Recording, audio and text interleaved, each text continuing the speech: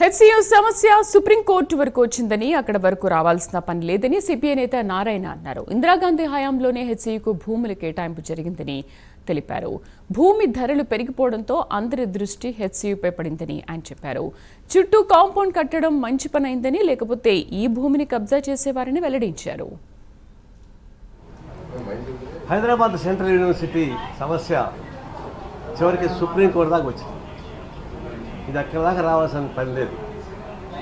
అది ఇందిరాగాంధీ హయాంలోనే సెంట్రల్ యూనివర్సిటీకి స్థలం కేటాయింపు జరిగింది.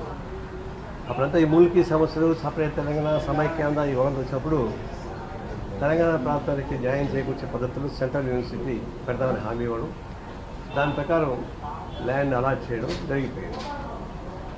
అప్పటి నుంచి అప్పుడు ఎవరు దాన్ని పట్టించుకోలే.